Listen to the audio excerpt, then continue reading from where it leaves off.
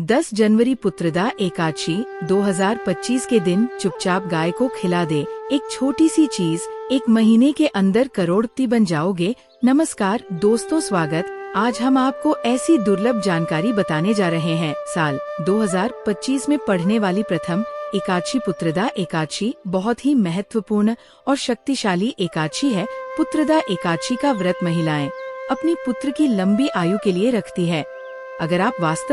अगर आप पुत्रदा एकादशी के दिन अगर आप पूजा पाठ करने के साथ साथ अगर आप गौ माता से जुड़ा ये उपाय कर लेते हो तो यकीनन आप पर भगवान श्री हरि विष्णु और धन की देवी माता लक्ष्मी की असीम कृपा होगी और आप धनवान बन जाओगे। आप धनवान ना बने तो मुझे बताना दोस्तों, मैं सौगंध खाता हूँ। बस जो उपाय आपको बताया जाए वो उपाय कर लेना। चलिए जानते हैं। पुत्रदा एकादशी के दिन चुपचाप गाय को खिला दे। यह एक छोटी सी चीज करोड़पति भी अरबपति होंगे। सभी संकट और आसान से मुक्ति, मृत्यु दंड, पितृदोष तुरंत होगा। पूरे साल आपके भरे रहेंगे अन्य धन के भंडार। यूं कहे कि आपकी पीढ़ी दर पीढ़ी करेंगी रूपों। पैसों पर राज, बैंक बैलेंस बढ़ता चला जाएगा। आपके घर में वेतन है, आपके घर की जो भी सेविंग है, आपकी तिजोरी में जो भी धन रखा हुआ है वह कभी खर्च नहीं होगा और बढ़ता ही जाएगा। सभी दुख, दर्द, संकट, कष्ट दूर हो जाएंगे दूर और सभी सुख आपके कदमों में आ जाएंगे। सभी सुख आपके कदम चूमेगी। यदि आप ये एक छोटी और खास चीज चुपचाप गाय को खिला देते हैं तो तत्काल गरीबी आपके जीवन से खत्म हो जाएगी। योग से राजा बन जाता है और 33 करोड़ देवी देवताओं को धारण करने वाली गौ माता की असीम कृपा व्यक्ति पर आजीवन बसती है। व्यक्ति के ऊपर 3 करोड़ देवी देवताओं का आशीर्वाद प्राप्त हो जाता है। व्यक्ति के घर में भी अन्य धन, वस्त्र की कमी नहीं होती। अन्य धन के भंडार व्यक्ति के घर में भरे रहते हैं। पुत्रदा एकादशी के दिन गाय का ये उपाय करने से व्यक्ति के जीवन से तत्काल गरीबी खत्म हो जाती है। तो दोस्तों, कौन कौन से गौ माता से जुड़े खास और महत्वपूर्ण उपाय हैं जिन्हें यदि पुत्रदा एकादशी 2025 के दिन कर लेते हैं तो दोस्तों, गाय का उपाय बताने से पहले मैं आपको पुत्रदा एकादशी पूजा के बारे में थोड़ा सा जानकारी दे देता हूँ कि पुत्रदा एकादशी किस दिन है और इस महीने में किस तारीख को पड़ रही है। 9 या 10 दिसंबर को है। किस दिन का पुत्रदा एकादशी के दिन आपको पवित्र नदी में स्नान करना है। दोस्तों, जिस दिन का इंतजार दुनिया भर के हर हिंदू भाई है को रहता है वह दिन अब आ गया है। दोस्तों, आपकी जानकारी के लिए बता दें, हिंदू धर्म में बहुत सी एकादशी आती है पर इस नववर्ष 2025 में पढ़ने वाली प्रथम एकादशी में सर्वश्रेष्ठ एकादशी पुत्रदा एकादशी बहुत ही धूमधाम से मनाई जाती है।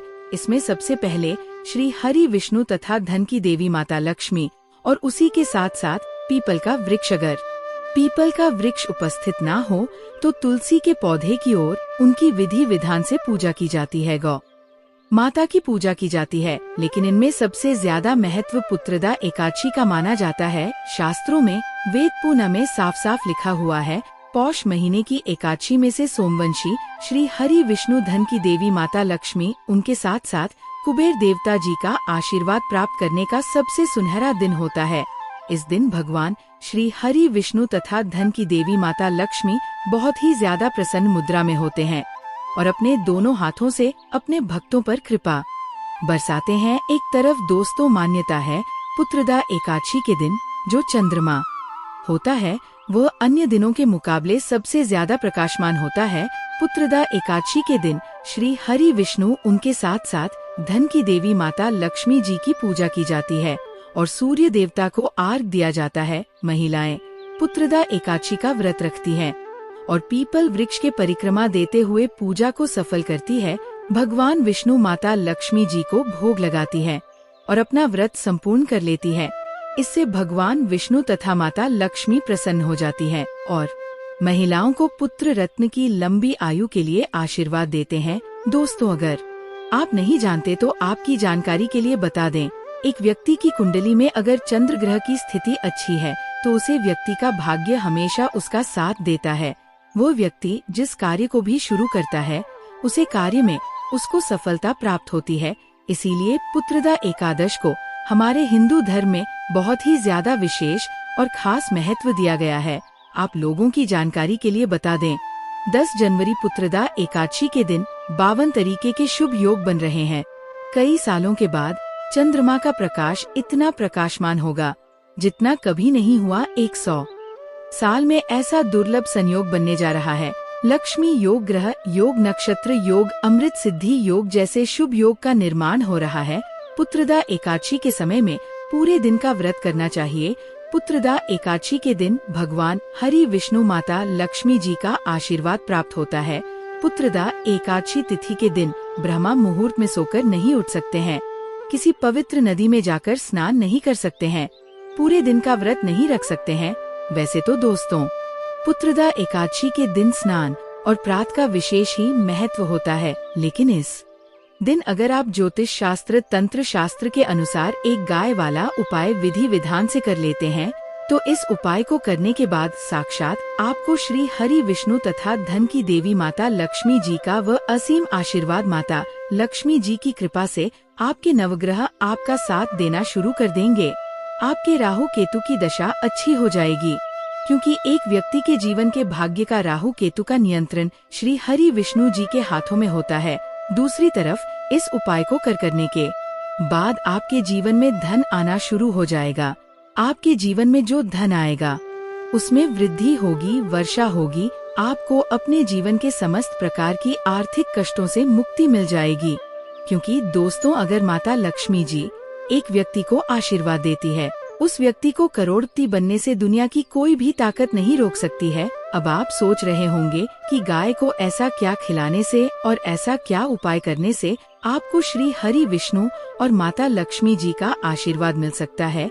तो दोस्तों, आपने देखा होगा, जब भी आपके घर पर दिवाली की पूजा होती है या धनतेरस की पूजा होती है या फिर किसी भी एकादशी की पूजा होती है, तो आपके घर वाले गौ माता की पूजा जरूर करते हैं और गौ माता को जो भोग होता है उसमें से कुछ ना कुछ खिलाते हैं। ज्यादा नहीं तो 2 पूरी अवश्य ही खिलाते हैं। तो दोस्तों आपको इस उपाय को 10 जनवरी 2025 पुत्रदा एकादशी वाले दिन ही करना है और सूर्य देव को अर्घ्य देना है और उनकी विधि विधान से पूजा करना है और उसकी 7 परिक्रमा जरूर देना है।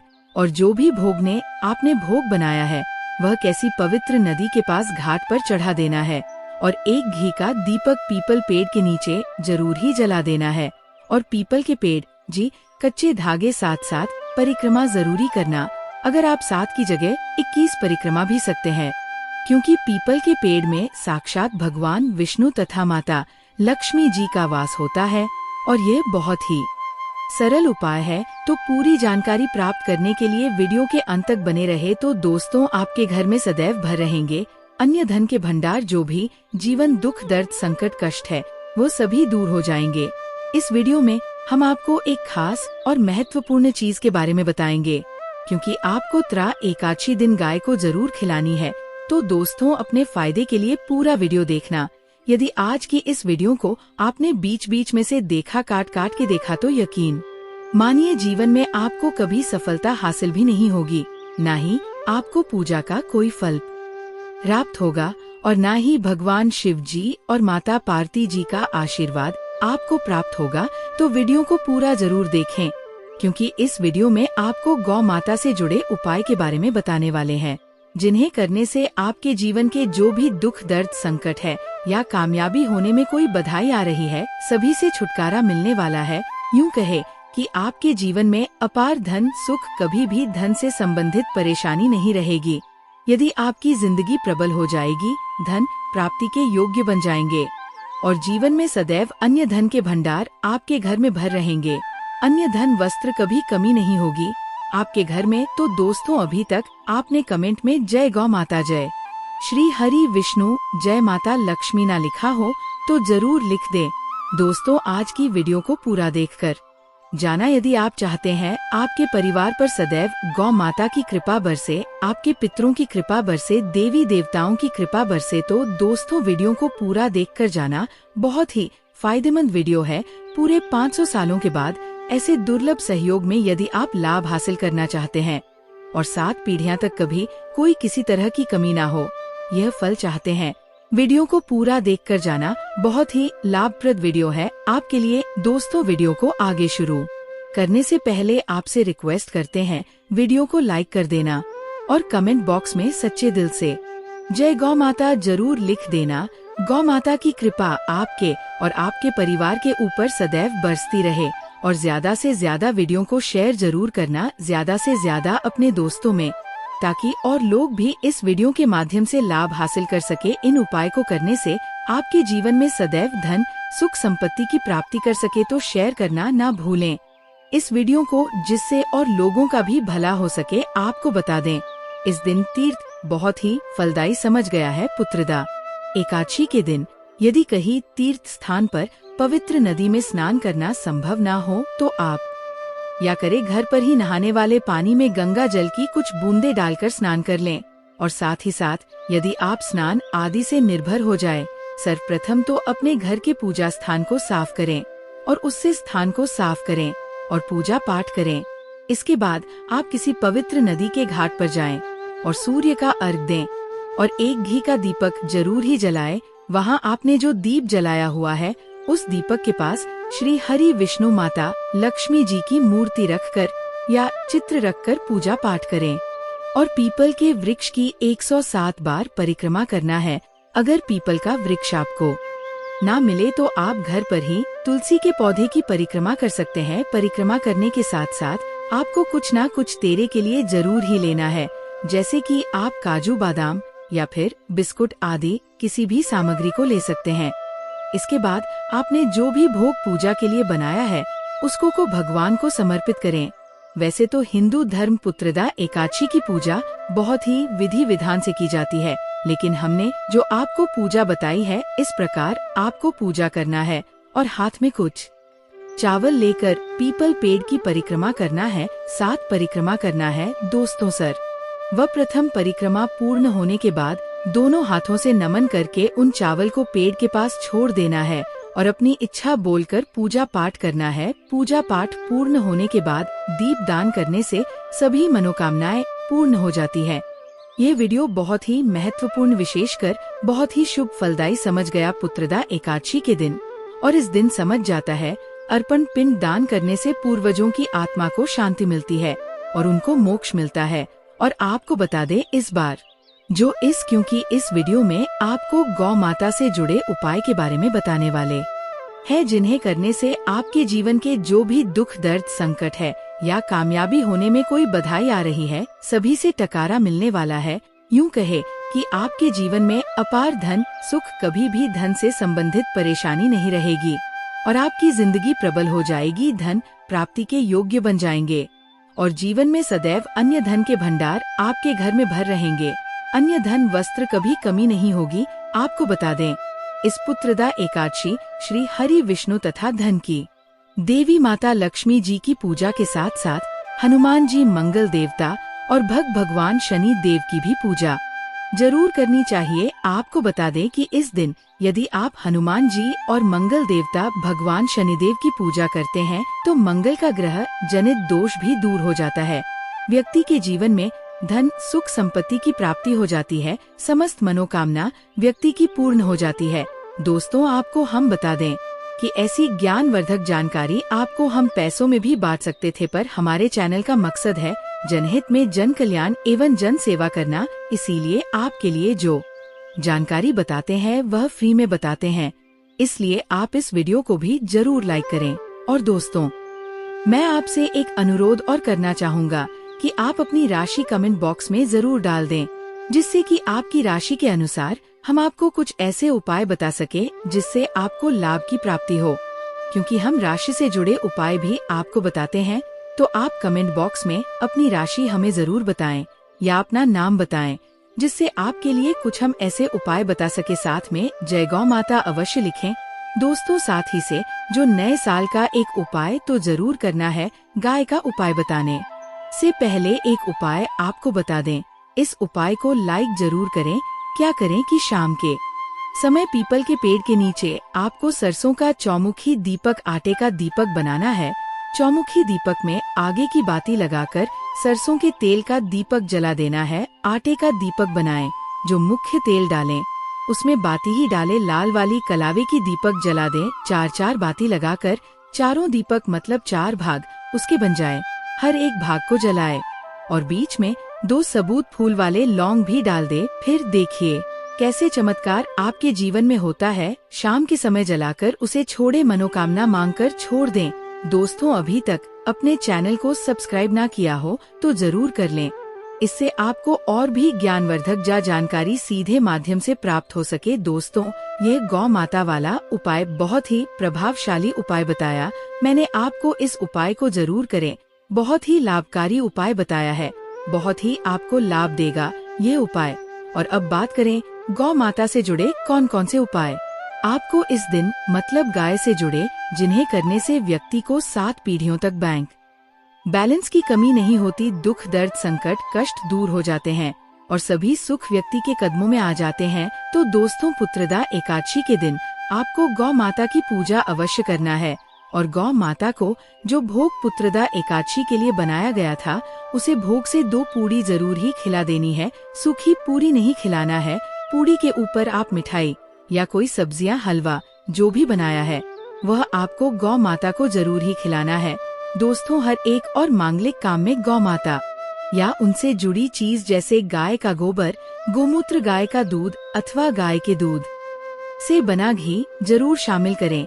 इससे आपको पुण्य भाव की प्राप्ति होगी। सनातन परंपरा के अनुसार जिस घर में गाय होती है उसे घर से जुड़े सभी वास्तु दोष स्वयं खत्म हो जाते हैं, क्योंकि पंचम या के बिना कोई भी पूजा पाठ और हवन सफल नहीं होता। दोस्तों, हो सके तो पोष के महीने में एक बार, हो सके तो परिवार सहित एक बार गौशाला जाने का नियम जरूर बनाएं और गायों को हरा चारा जरूर खिलाएं, जिससे सभी वास्तु दोष शांत हो जाते हैं।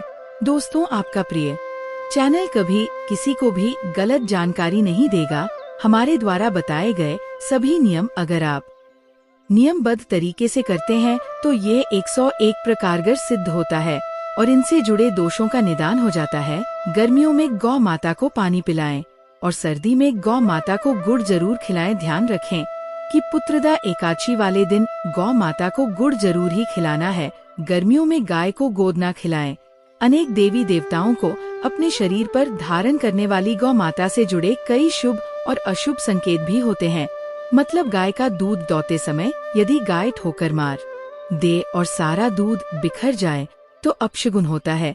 यदि कोई यात्रा पर निकल रहा हो और गाय अपने बछड़े को दूध पिलाती सामने आ जाए तो निश्चित रूप से कि यात्रा के लिए आप निकले हैं, वह यात्रा आपकी की जरूर ही सफल होगी और वह जिसके लिए आप निकले हैं वह जरूर ही पूर्ण यात्रा पर जाते समय गाय की आवाज आना और रात्रि में गाय की हुंकार करना भी शुभ होता है।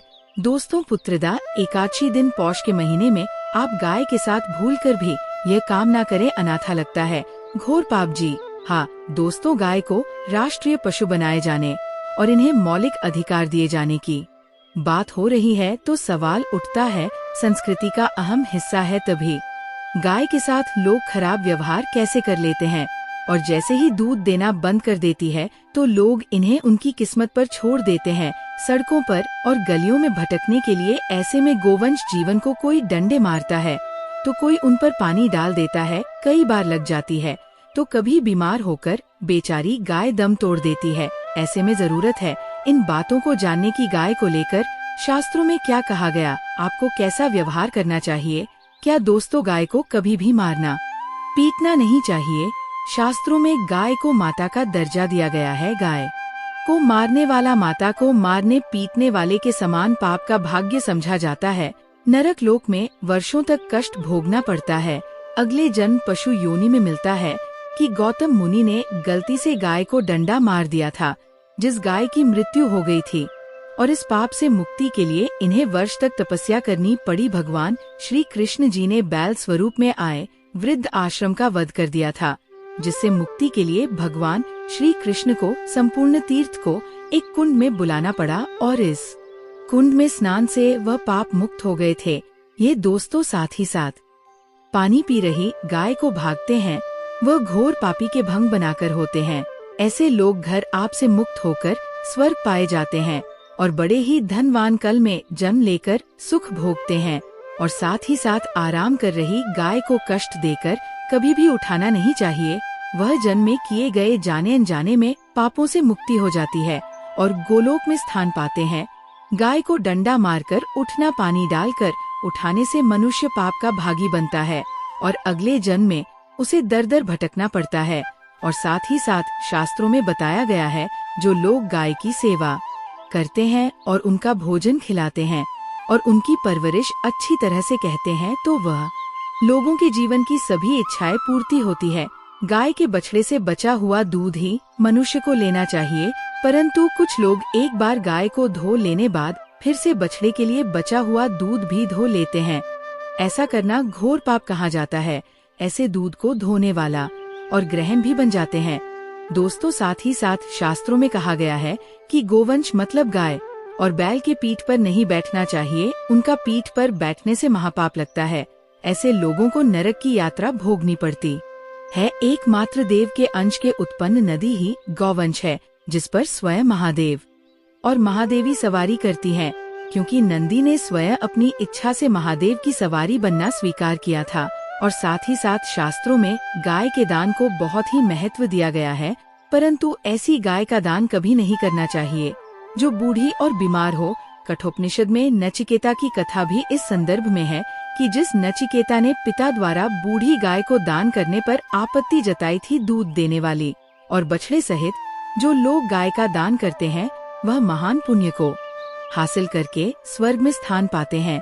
दोस्तों, साथ ही साथ सूर्य, चंद्र, मंगल या शुक्र की युक्ति राहु से हो तो पितृदोष होता है। ये भी मानता है कि सूर्य का संबंध पिता से एवं मंगल का संबंध रक्त से होने के सूर्य यदि शनि, राहु या केतु या दृष्टि हो तथा मंगल की युति राहु या केतु से हो तो पितृदोष होता है।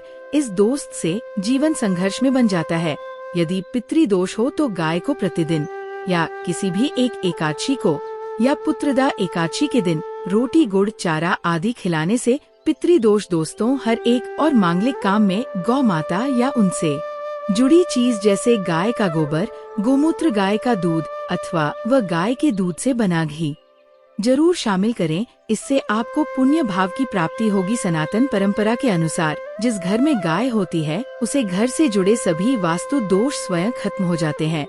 गाय के ऊपर जो कुबड़ होती है वह बृहस्पति गुरु है। आतर जमपत्री में यदि बृहस्पति अपनी नीच राशि मकर में हो या अशुभ शिवलिंग में जा रहे हो और सामने से गौ माता आई हुई दिखाई दे तो गौ माता को अपनी दाहिनी ओर से जाने देना चाहिए। आपकी यात्रा जरूर ही सफल होगी। और साथ ही साथ ये संकेत भी जान ले, यदि आप यात्रा पर जा रहे हैं और सामने आपके गाय पड़ जाए अथवा अपने बछड़े को दूध पिलाती हुई सामने गए दिखाई दे जाए तो समझ जाना कि वह यात्रा आपके लिए जरूर ही सफल होगी। और साथ ही साथ जिस घर में गाय होती है उसमें वास्तु दोष स्वतः ही खत्म हो जाता है। और आप भी रोटी बनाएं, प्रतिदिन ताज़ी रोटी ही बनाएं।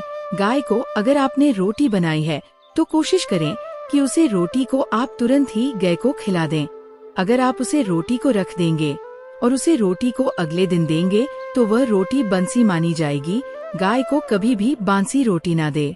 इसे घर में नकारात्मक ऊर्जा वास करती है और आपकी बिल्कुल भी नहीं बनेंगे। इससे आपके घर में हमेशा दर्द देवता का वास रहेगा और आप जिस भी उसे काम में आपको हमेशा असफलता ही हाथ लगेगी। इसलिए कोशिश करें गाय को रोजाना ताज़ी रोटी बनाकर खिलाएं। बासी रोटी गाय को ना दें। और साथ ही साथ सड़ी गली चीज गाय को नहीं खिलानी चाहिए कि घर में कोई फल है, कोई सब्जी है, सड़ जाए तो लोग क्या करते हैं, गाय को देते हैं। नहीं, ऐसा नहीं करना चाहिए। ऐसा करने से यदि आप गाय को खिलाते हैं तो और आप आपके भाग्य बन जाते हैं। और साथ ही साथ आप आटे की 11 लोई यहाँ बनाकर उनके ऊपर हल्दी लगा करके इसके बाद गाय को खिलाएं। हर एक लोही को मिला दे माता गाय की आप चरणों की करें। या दोस्तों, ऐसा करने से आपके समस्त काम बनने लगेंगे। जो 2 हक का समय चल रहा है वह भी खत्म होगा। आपके जीवन में खुशियां ही खुशियां होंगी। और एक बार आप 7 बार गाय की परिक्रमा भी कर ले तो आपके समस्त कम होंगे। और साथ ही साथ आप गाय को जब भी रोटी दे, रोटी पर या तो आप थोड़ी हल्दी लगा ले। अगर अच्छा ना हो तो आप थोड़ा रख सकते हैं, थोड़ा घी रख सकते हैं। या दोस्तों, गाय को कभी भी सूखी रोटी ना खिलाए। सूखी का मतलब गए रोटी रखें, उसे पर कुछ ना कुछ रखकर खिलाएं। हल्दी रख लें, मिर्च री की या जो भी रख ले, मतलब खाली रोटी नहीं खिलानी, इस बात का जब भी आपको शुभ फलों की प्राप्ति होगी जी। हाँ दोस्तों, उपाय कुछ बातें जिन्हें आपको ध्यान में जरूर रखना चाहिए। या दोस्तों, वीडियो अच्छी लगी हो, वीडियो को लाइक करें, ज्यादा से ज्यादा अपने दोस्तों में शेयर करें। चैनल पर नए हैं तो आपको इतनी ज्ञानवर्धक जानकारी प्रदान करता है, तो आपका भी ये विशेष रूप से कर्तव्य बनता है कि आप नया योग टीवी चैनल को अवश्य सब्सक्राइब करें। और दोस्तों, कमेंट बॉक्स में जरूर लिखें, जय गौ माता जरूर ही लिखें।